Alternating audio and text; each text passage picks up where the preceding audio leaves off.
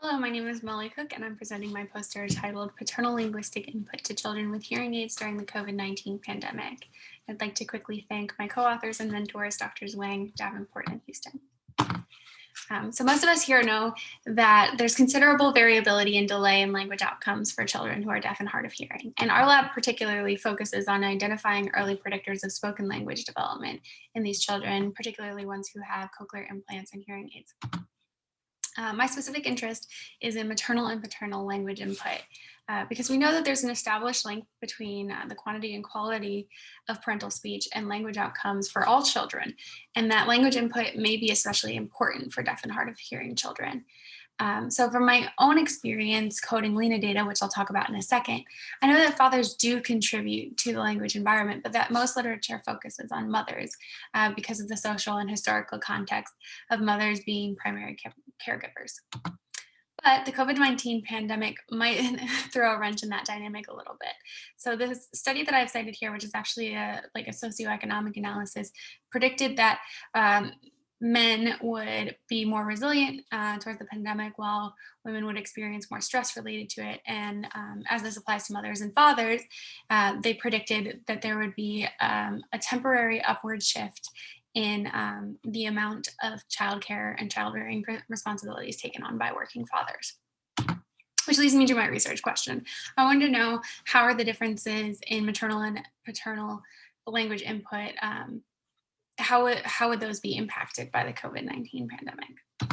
So we have a very robust pre-pandemic data set. We've been collecting data for a long time using Lena, which is a software that allows us to take day-long audio recordings of a naturalistic language environment experienced by the child by them using a recorder in like this little cute vest that they wear. And you can read all about the different breakdown of our participants. But the main takeaway here is that Lena allows us to extract automated measures from those recordings of adult word counts. And those can be broken down by Lena's perception of the gender of the speaker as either female or male. And I kind of use those as proxies for maternal and paternal, respectively, language input.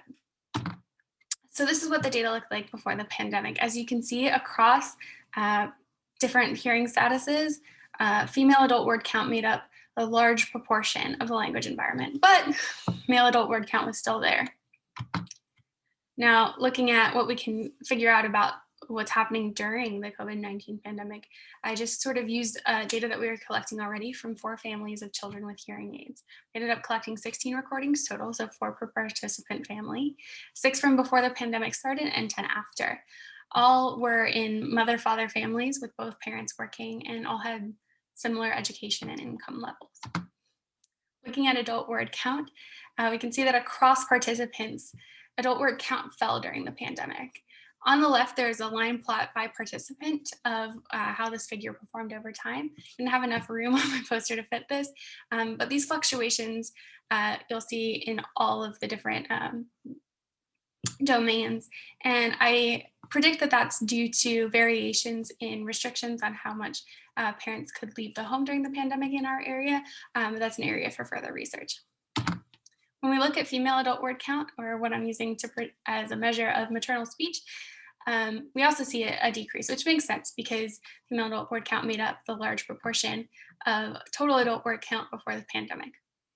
But when we look at male adult word count, what I like to think of as paternal linguistic input, you see an increase. And when viewed as a proportion of total adult word count, the trend becomes clear that there is a significant increase here.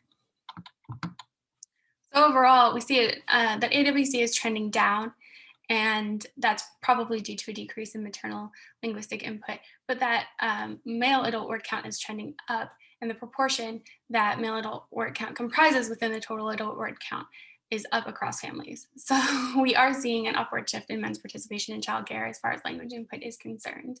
But this is probably not enough to mitigate the decrease in women's participation in the language environment, which is likely due to elevated stress caused by the pandemic. Obviously, this is a fairly limited sample. Don't have any participants with CIs or normal hearing included in this analysis. And I do want to investigate those fluctuations shown on the left side plots in further research. Our group has applied for a grant to look into all of the various effects that the pandemic will have on language development. So please root for that to get funding so that we can continue pursuing these questions. Thank you.